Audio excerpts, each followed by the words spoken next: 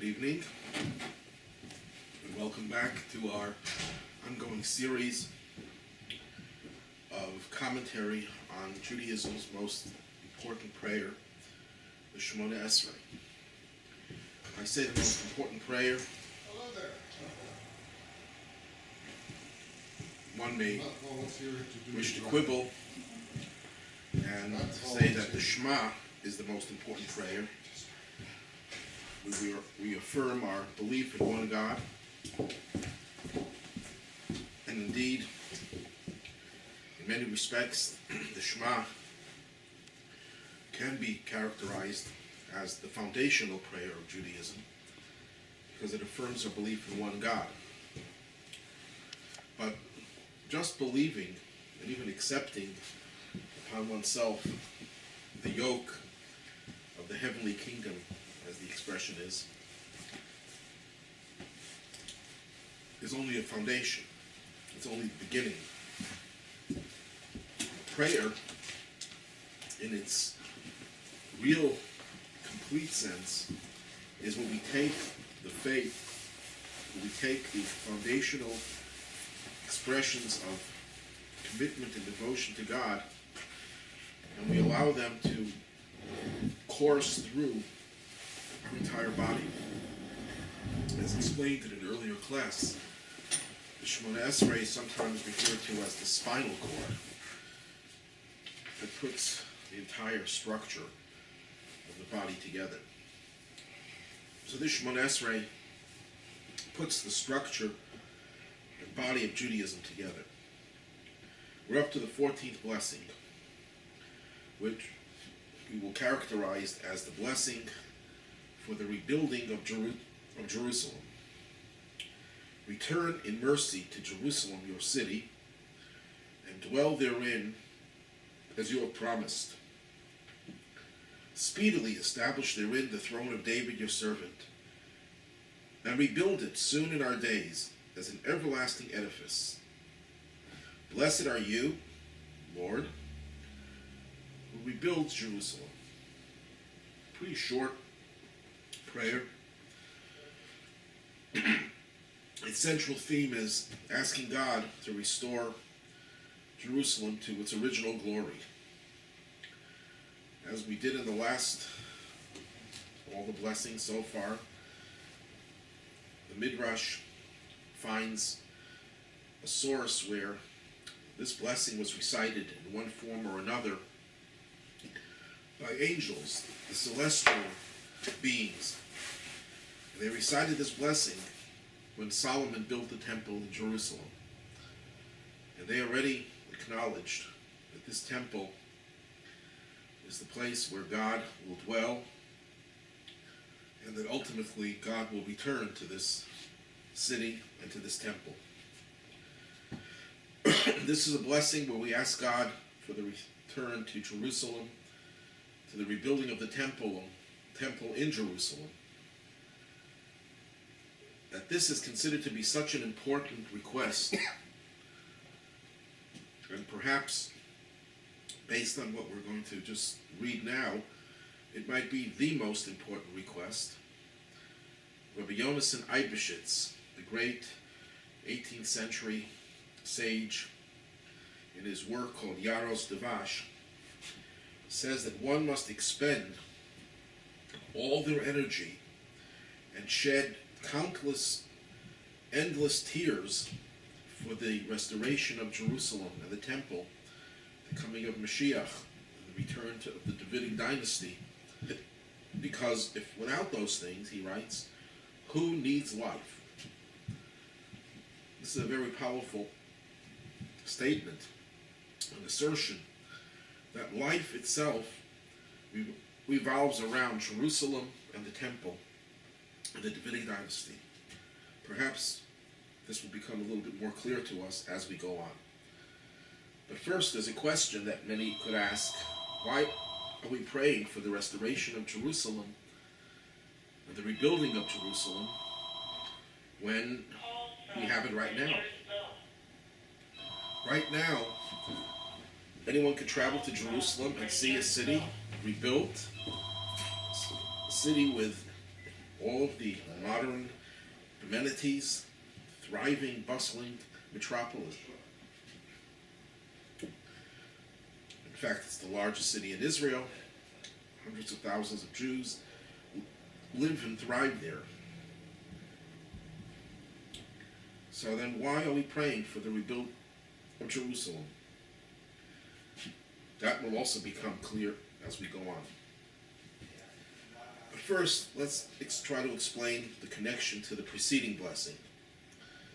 The blessing that we did last week, 13th blessing, is the one where we ask God to reward the righteous. That was preceded by prayer where we ask God to punish the wicked. And the one before that was to restore justice. So the Talmud says that once we ask God for the righteous, the question arises, where will this happen? Where will we see how the righteous are exalted and blessed? And the answer is in Jerusalem. And it's interesting that this blessing, even though in the English translation it doesn't show up, but in the Hebrew it starts with the letter Vav, Vil Yerushalayim, and Jerusalem, your city, return us in mercy. Hebrew syntax. The word Jerusalem is the first word, but it's preceded by the prefix, the Vav, which is really the Hebrew word for and, the Hebrew letter for and, which underscores the connection to the preceding blessing, that the righteous can only thrive in Jerusalem. What Jerusalem is in the realm of space, righteous people are in the realm of personalities. Or conversely, what righteous people are in terms of their personality, that's what Jerusalem is in terms of space. And the two go hand in hand, like a hand in a glove.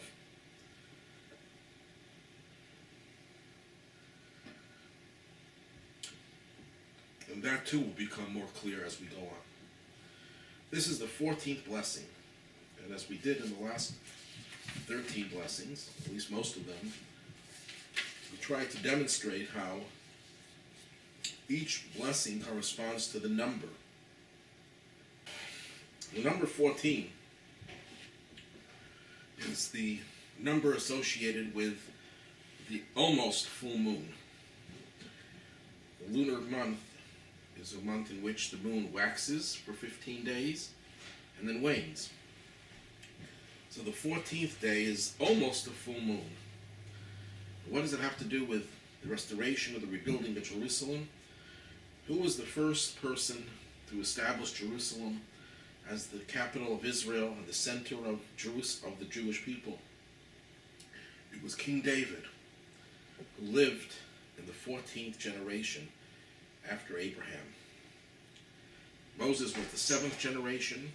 7 generations later, King David arose, established the capital in Jerusalem, unified all of Israel, and laid the foundations for Jerusalem's most important institution, the Holy Temple, known as the Beis Hamikdash.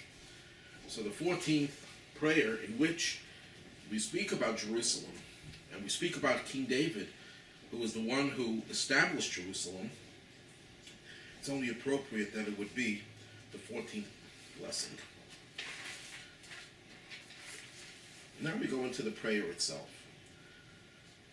Return to Jerusalem, your city, with mercy. We're asking God that He should return to Jerusalem. Not that we should return, but that He should return.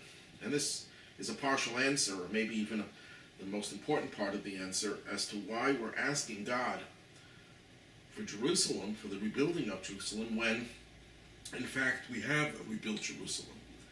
And the answer is that we're asking God to return there, because Jerusalem is not just a physical city. What makes Jerusalem unique is that it is a holy city. In fact, it is the holiest place on earth. But what makes it holy? It's the divine presence that rests there. So we're speaking about how Jerusalem is the center of the world because it is God's city. It's the city in which God is revealed. It's the city in which God dwells. But God's presence in Jerusalem was compromised as a result of the destruction of the temple and the subsequent exiling of the Jews and their dispersion throughout the world. The more we became diffused and separated from the city, the more God's presence was concealed in that city. And although the Midrash says God never departed from the western wall, that doesn't mean that God's presence is fully restored. And it won't be fully restored until the Beis Hamikdash, until the Holy Temple, is fully rebuilt. So if we ask the question, what is this prayer about? Is it about Jerusalem or is it about the Holy Temple? And the answer is yes. It's about Jerusalem and it's about the Holy Temple. But it's really about one thing, because Jerusalem without the Holy Temple has no real value. It is not any different from any other city on earth. What makes Jerusalem unique is the fact that it is the place that God chose over all other places in the entire universe to be the place that he will dwell within. And that makes Jerusalem the capital of Israel. That's what makes Jerusalem the center of the world. So again, what's unique about Jerusalem is that it is the place that God calls home, and from which place God's presence is spread through the entire world. Now, I just want to clarify one thing before we go on, that of course we believe that God is omnipresent, that God fills every single area of existence that can never exist without God's presence in those places. However, there are places in which God's presence is much more pronounced. It would be analogous to the soul that resides within the human body, even though the soul permeates every part of the human body. It can reach even the toenails, as it were. But where does the soul really manifest itself in a revealed, in an overt, in a controlling way? It's in the brain. And to a lesser extent in other vital organs. But the soul is all over. But how does it reach all over? How does it affect the entire cosmos? It's through the brain. And where is the nerve center, the brain, and the heart of the universe? That's Jerusalem. Specifically, the Beis Hamikdash, the Holy Temple. In one Midrash it says that Jerusalem is the highest place on earth. Now, of course, anyone who knows a little geography knows that there are mountains that are way, way higher than Jerusalem. Mount Everest is supposed to be the highest place on earth. One of the 19th century sages explains that this is not just a metaphor, because as a metaphor it would be easy to understand that you could have a place that can be in a valley and yet can be the most spiritually high place. But it's more than a metaphor, he says. It's to be taken literally. Because when you take a globe, a ball, there's no such thing as the highest place. It depends how you hold the ball. If I'm holding the ball in my hand like this, then this becomes the highest place. But if I turn the ball around, then this becomes the highest place. And the one that was the highest place previously is now on a lower level. So how do we hold the ball? We hold the ball in a way that puts the most important place on the top. So we look at the earth from the vantage point that Israel is on the top of the globe, and that within Israel, Jerusalem is on top of Israel, and the temple is on top of Jerusalem. So it is spiritually and physically the most important and highest place on earth. Jerusalem is called the city of unity. King David says, Ir shechubra la yachdav. It's a city that joins the people and brings them together. It's a city that was able to experience unity that no other city in the world could have experienced. And that's all because the temple was there and God's presence was felt. There's a statement in the tractate Ethics of the Fathers, where it lists the various miracles that they experienced in Jerusalem, in the temple. And one miracle was that nobody ever complained that it was too crowded to sleep over in Jerusalem. Even though hundreds of thousands, perhaps millions of people, would congregate in Israel for the pilgrimage holidays, nobody ever felt it was crowded. It doesn't say the miracle was that it wasn't crowded. The miracle was that Jews didn't complain about it. Because something in the air, maybe it was something in the water they were drinking, but I think it was more than what was in the air, was removing the barriers between people. It revealed the common unity, the spiritual glue that brings all these people together. The name Jerusalem is a composite name. It's a composite of two words, Yira and Sholem.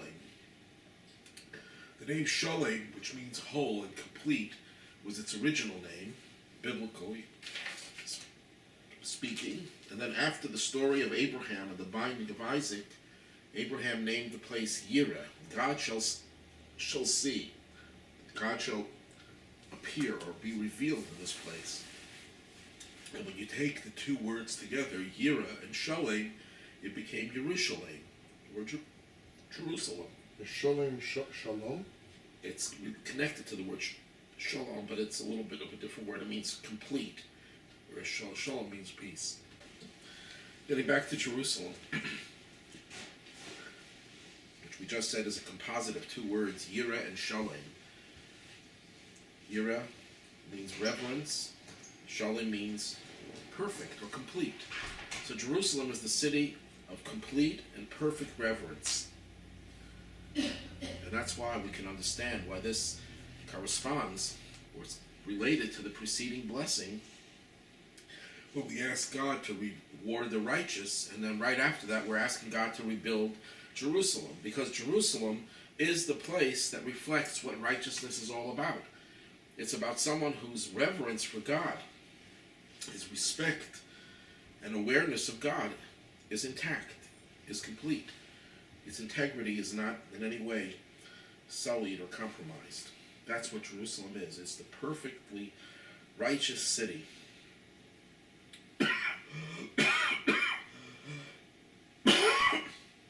And talking about the unity of Jerusalem, Israel, we know, was divided up amongst the 12 tribes.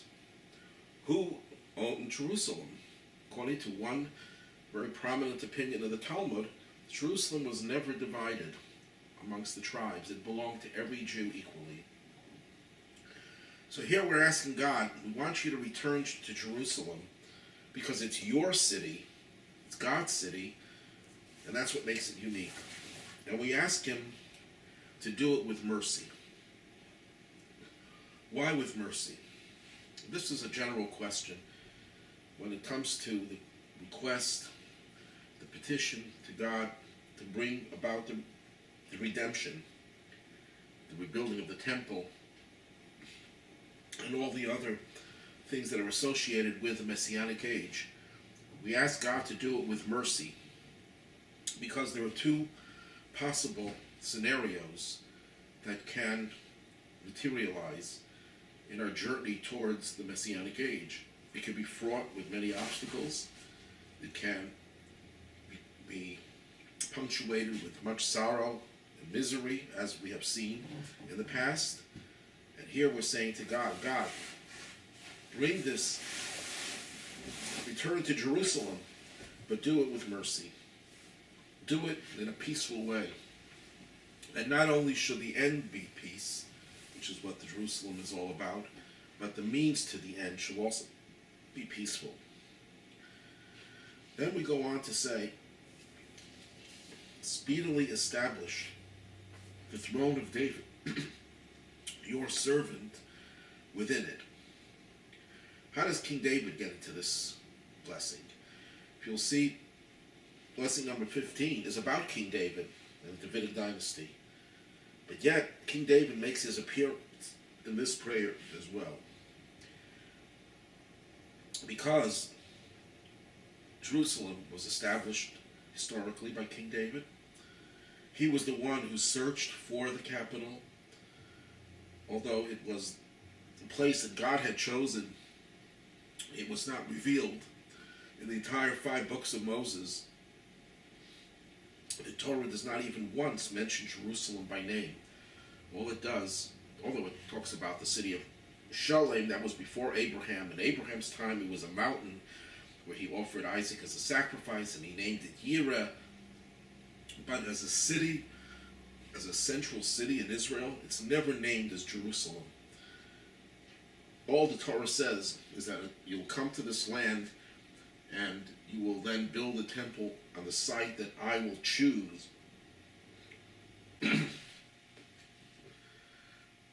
So King David and Jerusalem are virtually synonymous.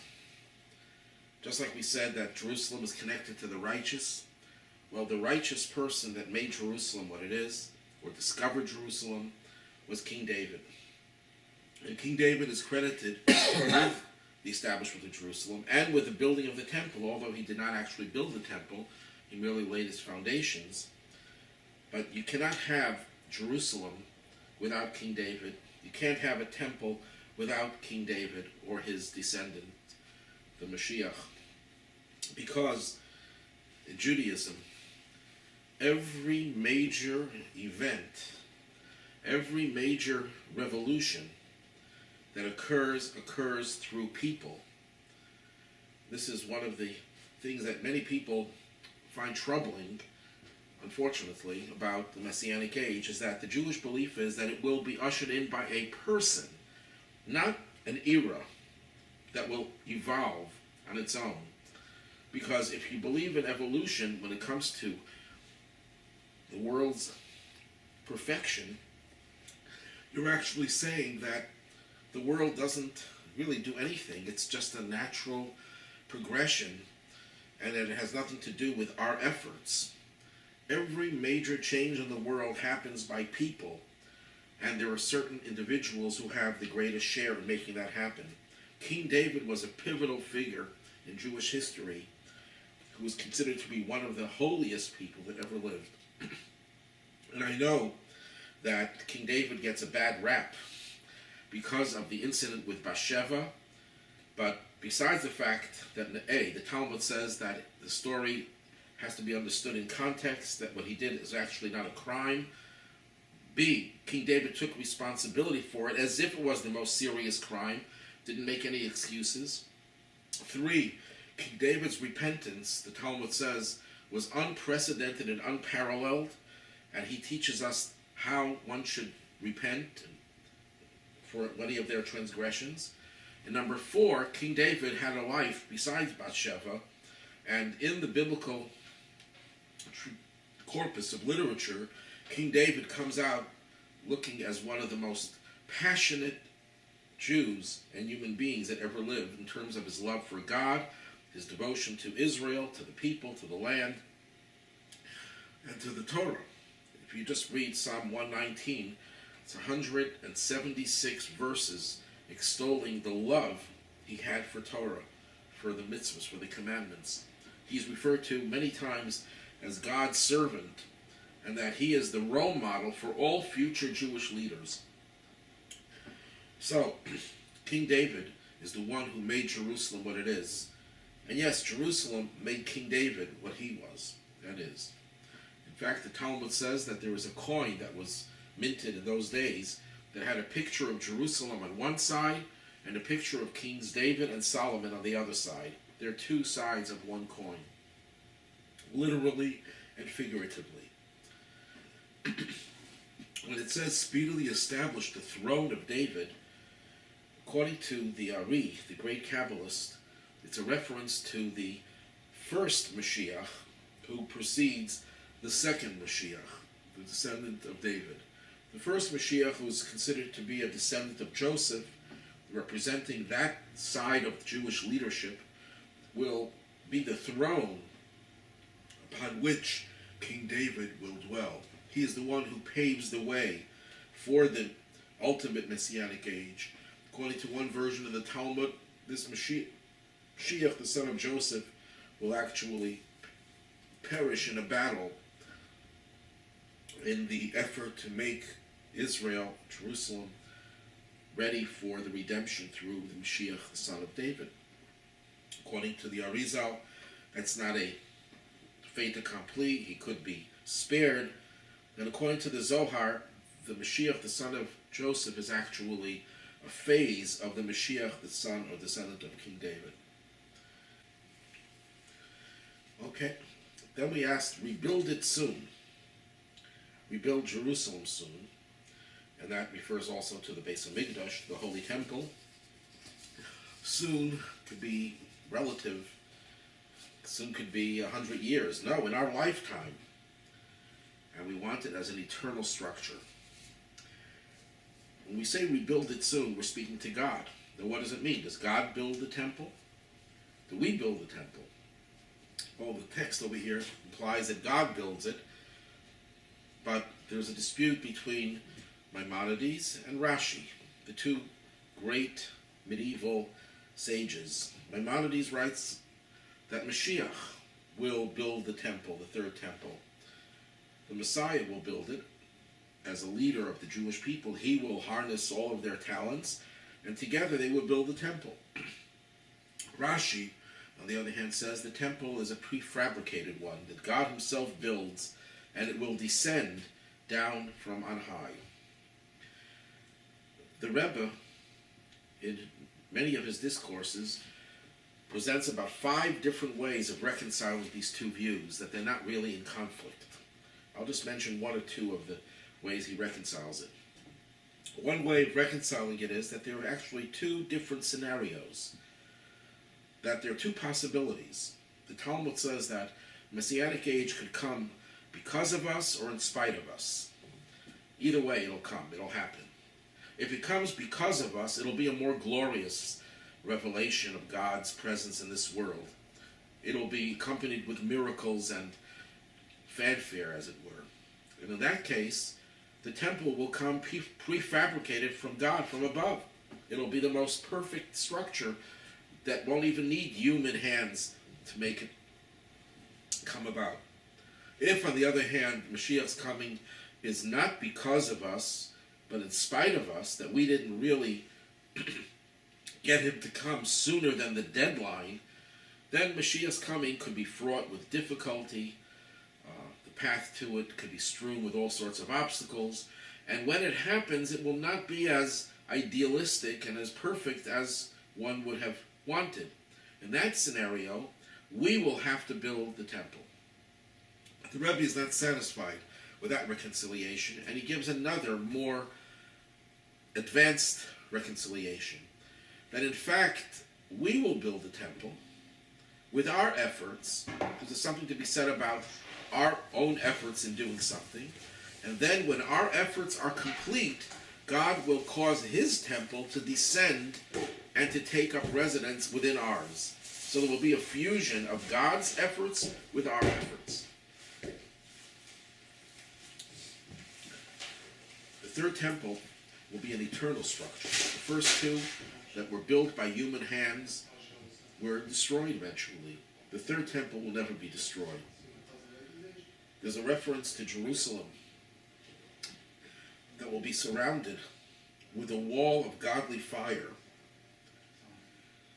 That Jerusalem will have a different type of wall around it. In the present, Jerusalem has conventional walls to protect it.